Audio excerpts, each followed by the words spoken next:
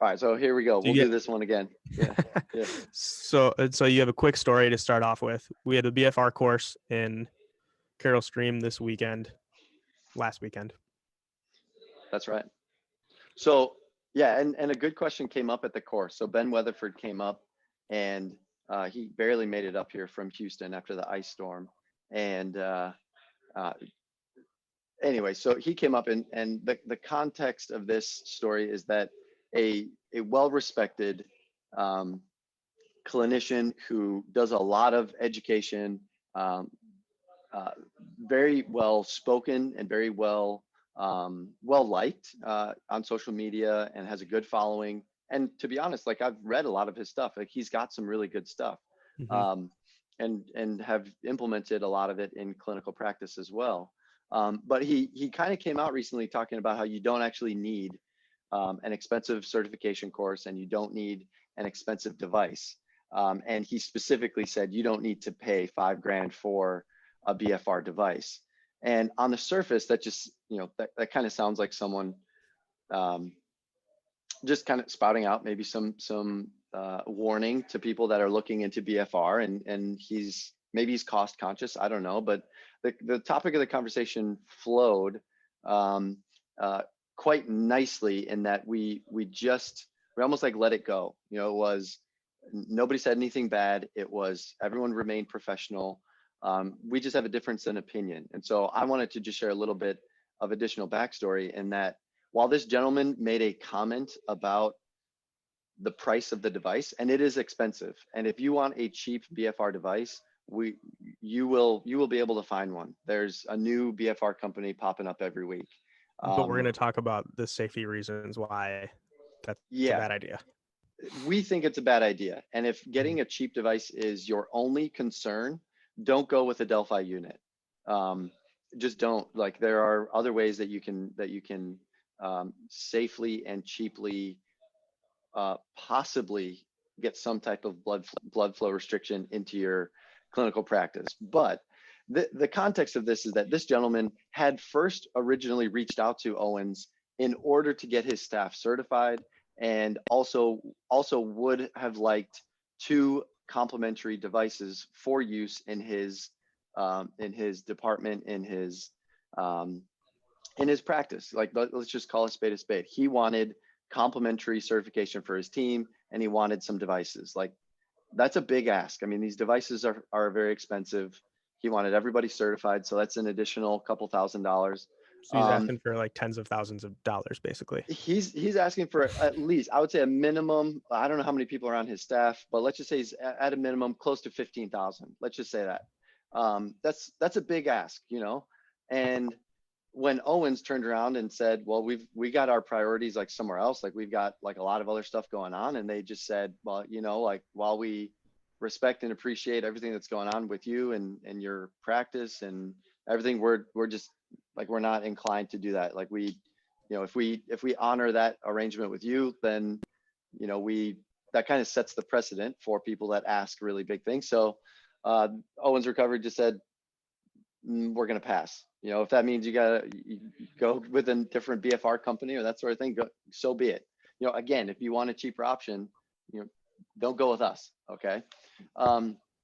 And so this guy then turned around and did his own webinar and put together some helpful information. But on the webinar really had, some negativity towards spending $5,000 or greater on a device. And he actually said on the webinar, there's no need to spend $5,000 and get an expensive certification in BFR. And on the surface, he has a large following. So I'm sure that on the surface probably had a little bit of sting to it based on him not getting something free. I mean, that to get rejected, that must not have felt good. But to then turn around on a webinar and just say, hey, don't go with the only company that charges $5,000 for a device, I just thought was extremely petty. And I don't know him. I've never met him. People have reached out to him, and he's acquiesced towards his like stance on what he said in the webinar. But Owens Recovery Center, we are partial to them. We've organized with them.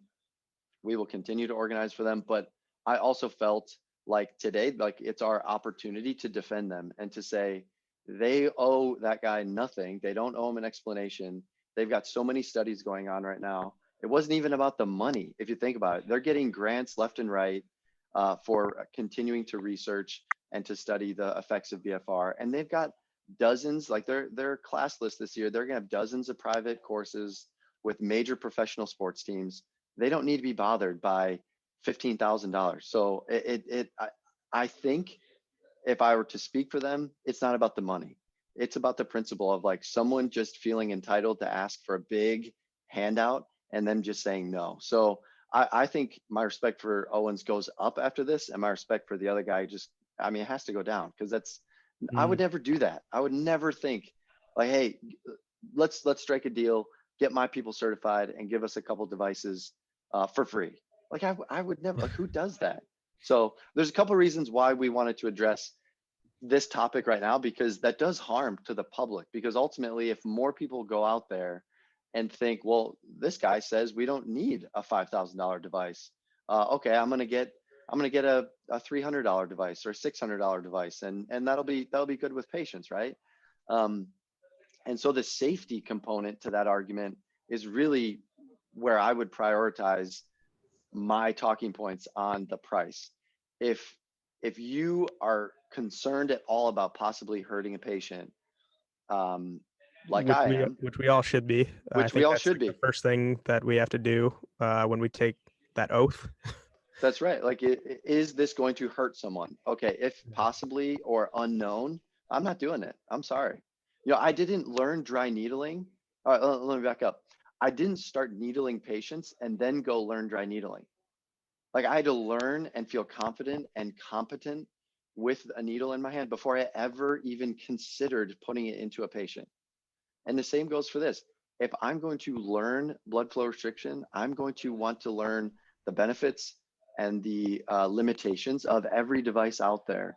And after I learned as much as I could on the topic, there was only one device that I would have ever even considered purchasing. And it came down to safety.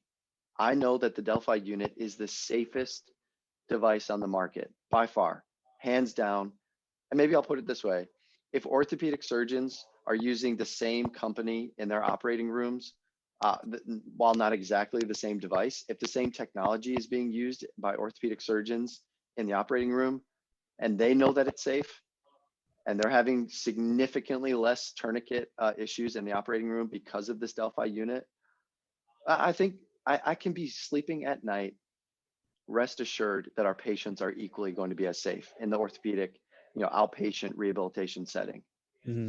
I feel like we have to go full disclosure and just say, like we have interviewed Johnny Owens on our podcast. We've hosted the Owens recovery course 5 times.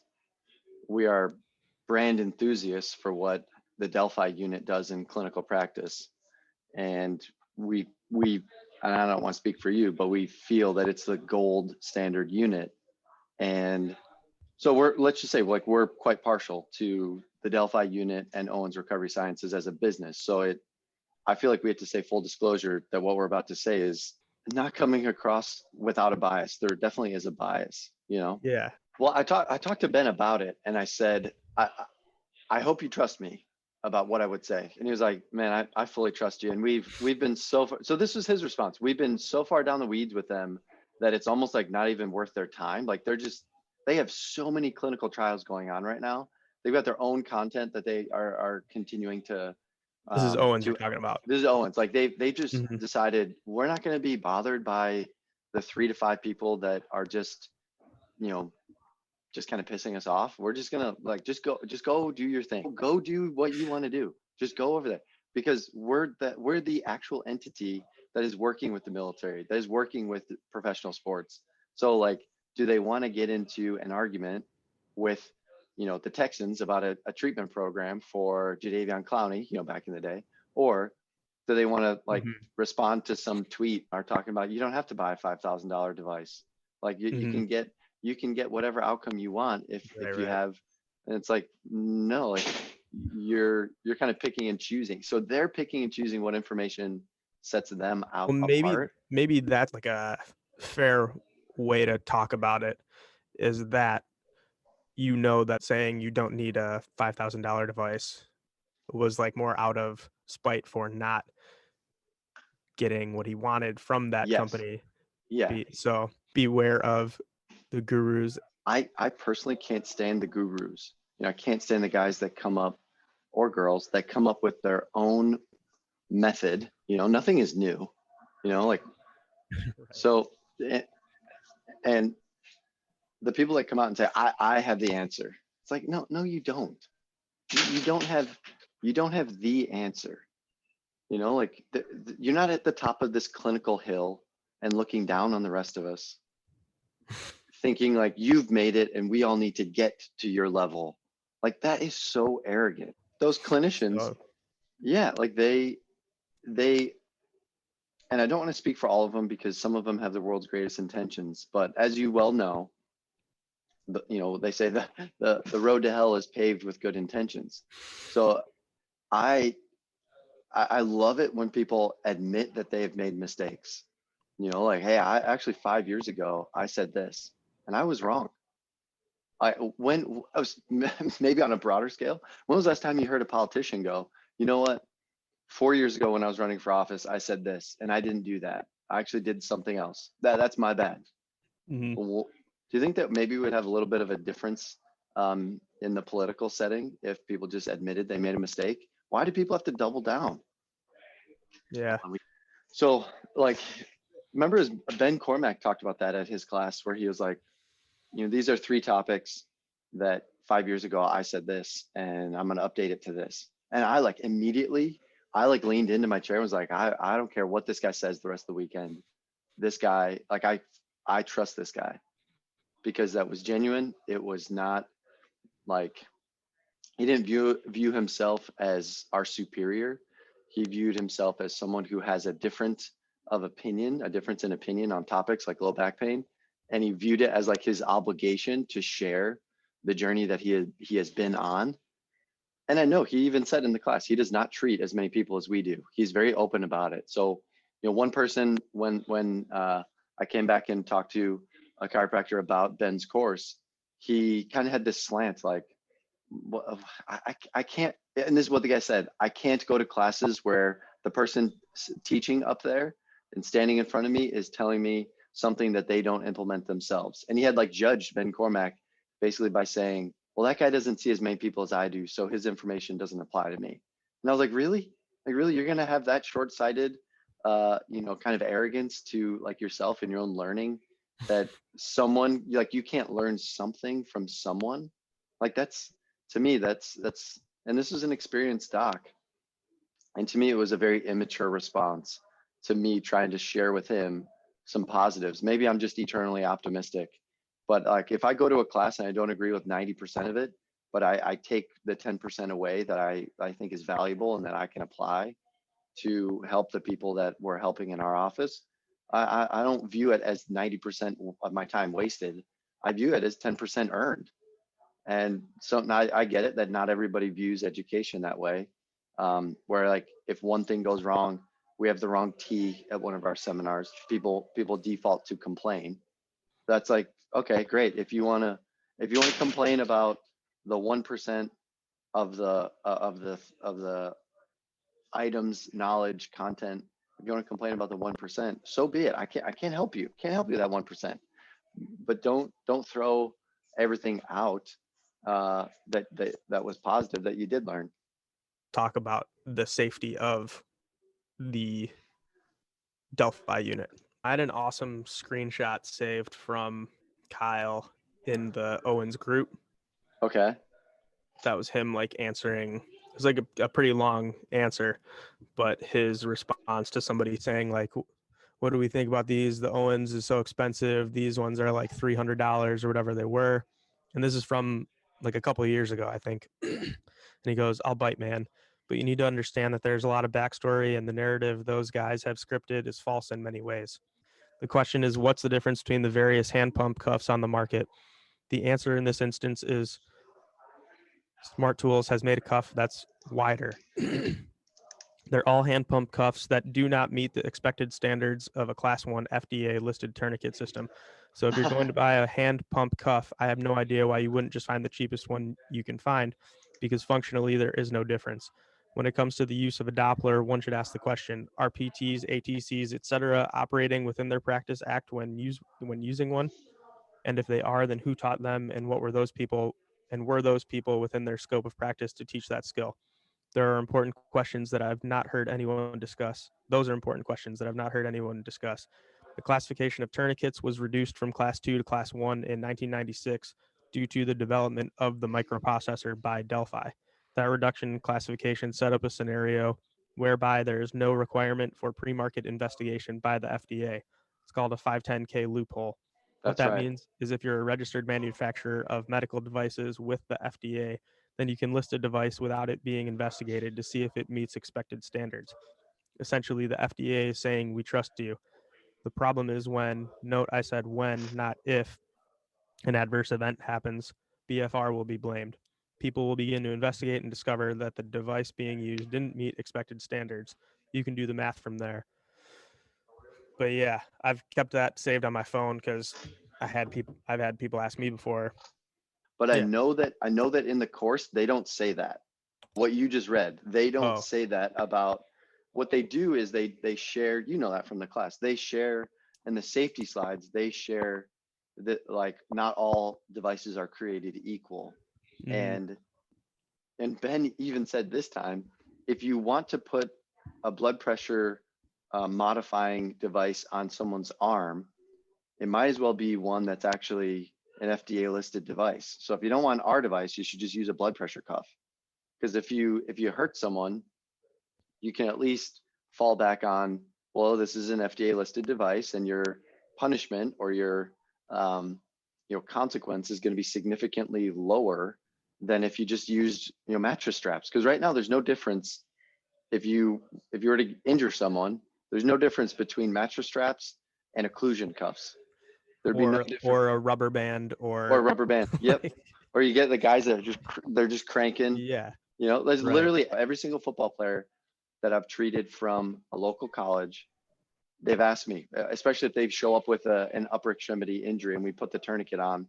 They've asked me like, how is this different than if I were to just take straps and get them. I found some on Amazon. They're $30. Mm-hmm. How is this any different than that? Or I see guys in the gym, they put them here and they do their preacher curls with it. How is this any different? And I just kind of smirk at them and I go, do you want the short answer or do you want the longer answer?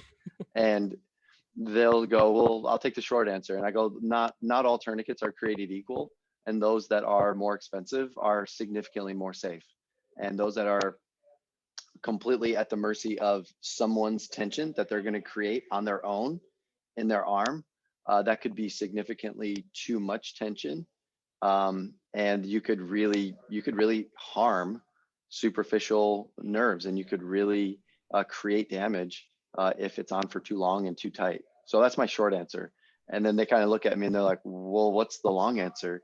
And I was like, pull up a chair, let's talk. Okay.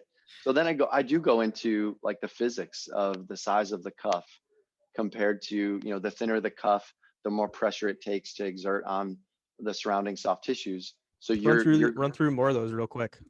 yeah. So the thinner the tourniquet, and just picture last time you got a blood draw, the Mm-hmm. latex tourniquet that gets wrapped around your arm, that gets super thin, and sometimes just a centimeter after it's all cranked up and tense. So the pressure that gets exerted on the arm could be 350 millimeters of mercury, which is significantly too high in the arm.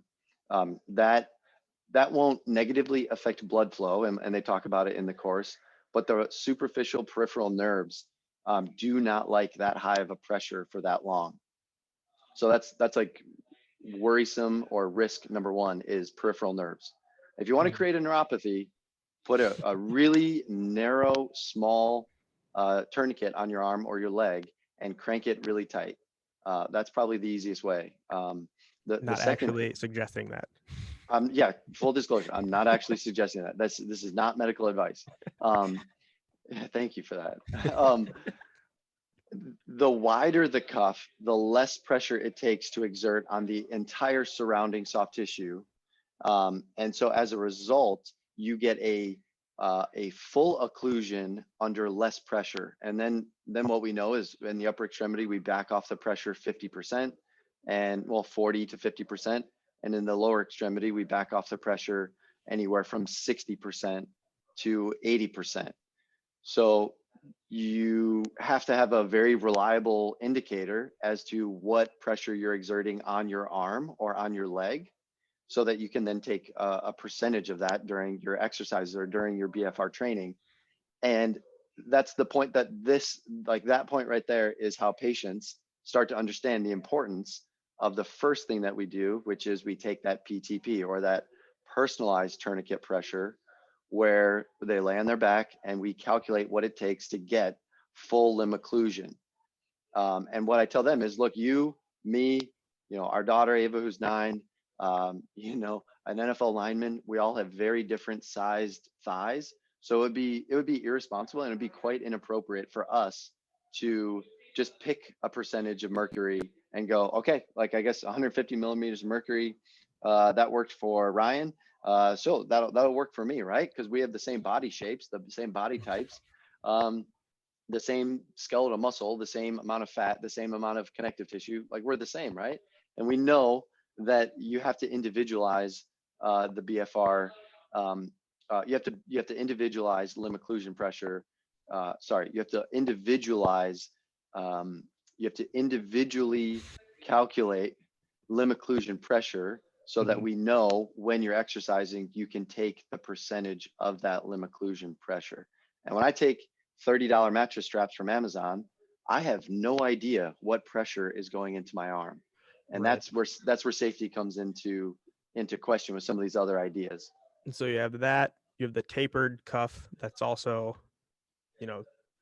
some companies are now offering that, but they were the first company, I believe, to start offering the tapered cuffs, because that's also safer. Right. And as far as I know, the only one still that personalized pressure is changing during exercise.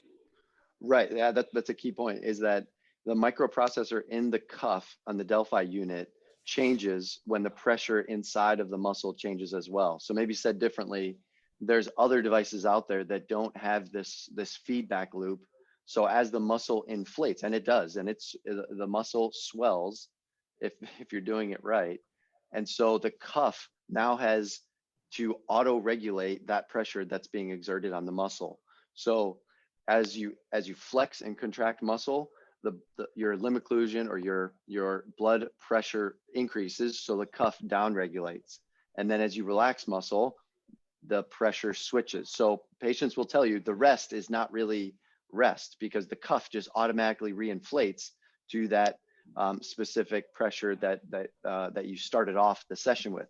So for example, I just did this with a patient yesterday. Their limb occlusion pressure was about let's just say 100 in the arm. And so we take, just to make the math easy, so we did, she was laying on her back, limb occlusion pressure was 100. We exercised at 50 millimeters of mercury, which is right within the sweet spot, 50% limb occlusion pressure. And as she contracts the cuff, and you can see the computer will drop significantly, but then as soon as she relaxes, as she's done with her bicep curl, the computer will regulate the cuff back up to 50%. So you do that over and over again, the rest doesn't actually feel like a rest. But so in that example there, another cuff that maybe like swells up because you're using your muscle and the limb is filling up via cell swelling. Other cuffs that don't have that auto regulatory feature, they stay inflated. So during the rest period, you're not actually getting the amount of restriction of the blood flow through the vessel that you think you are. So yes, you might have done a limb occlusion pressure, you might have used a Doppler ultrasound, you might have used whatever you can to identify it, but if you don't have that auto regulatory feature, then as soon as you stop exerting the muscle and the muscle rests, that cuff is going to stay at the inflated size, and you're not getting the effect that you think you are. So they've done a couple of studies where they looked at the actual passing of fluid even though the millimeters of mercury keeps going up. So the clinician thought that the limb was completely occluded, and yet via an arterial Doppler, you can actually see venous and arterial blood still flowing through the cuff.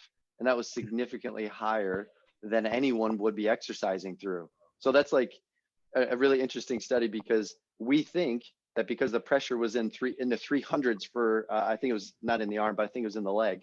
We think that because we reached 300 millimeters of mercury, oh, there for sure, there's no blood flowing into the limb, right? And so this study kind of showed that no, the quality of the cuff has to be reliable as well. So if I'm looking at my screen here and it says this is at 220 millimeters of mercury, there better be some reliability between, is the cuff really at 220 and is this microprocessor telling me that that's consistent? And what we think is happening is the computer is getting set to the limb occlusion pressure that's calculated, but the cuff isn't maintaining that pressure. So while it says it, it's not in reality keeping that same pressure, which is why those devices are very cheap, because they're not to say that they cut corners, but that microprocessor that gets installed, that's an expensive piece of medical technology that is worth every single penny, because I and our patients are going to want to know that the percentage, or the pressure that the BFR unit, that the Delphi unit says, is plus or minus 1 to 3%. That's exactly what the cuff is doing. Yeah. And so I forget how we even started that long rant, but Oh gosh, that was good though. yeah. Is there any other like major features or anything, that big ones that we missed? Yeah, I'm trying to think. The only, like, why do we have to make it personalized? The last part would probably have to do with, you can't just set a pressure and expect everyone to respond to it. And I kind of mentioned it about limb size, Mhm. limb length, Yeah, we muscle. got The that. other part of it I forgot to mention would be like male versus female, because there's one study that just arbitrarily did 150 millimeters of mercury in the leg, Oh, and yeah. then the men didn't respond to it, but the women did. So it was like the same exact study, the same exact exercises, but male versus female difference in response. So yeah, Mhm. that's why that's another reason why you got to personalize it. Yeah. And it's probably, it seems like it's one of the more researched, or like currently being researched, areas of the rehab world. Um, so it's not like we're against any breakthroughs that could happen. But at the end of the day, as clinicians, who are the majority of people listening to this podcast, that is, you need to be playing it safe, right? As safe as possible. I like my license.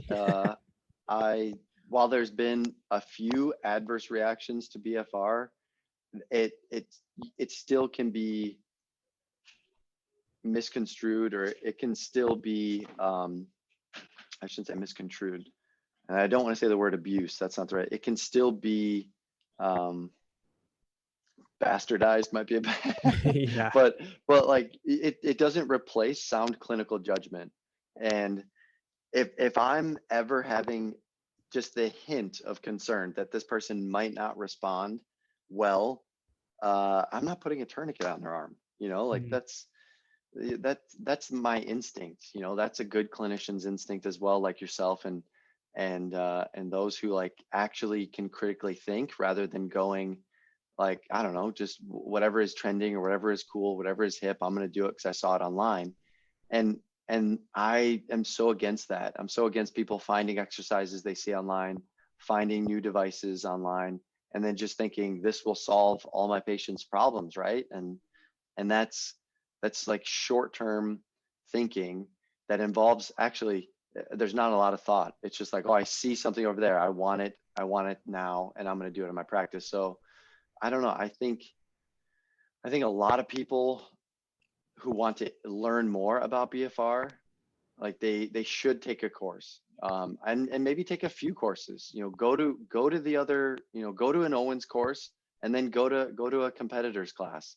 Sit in, listen to what they have to say, because the research is accessible to all. So it's not just like Owens Recovery have their own set of studies that they're, no, like once they publish it, it's free access. So yeah, there's some really good specific studies like Katsu, for example. There's some studies that have specifically used the Katsu devices, and pretty much everything else has been on the Delphi. So it'll be interesting how this all plays out. But I know that at the end of the day, if I hurt someone or a patient has a really bad response to the BFR, I know that I'm using a legit FDA listed device, and I know that I am using it to the highest level of safetiness that is possible, for Mhm. sure. And that's probably a good place to wrap it up. In short, let's not cut corners with patients and do your research even when it's a guru That's telling you right. Yeah, I telling would say, yeah, to close, I would say absolutely I agree with you. Do your research. Don't just take someone's experience with a device. We know that that's very unreliable, as we all have our own experiences and they're subject to our own biases.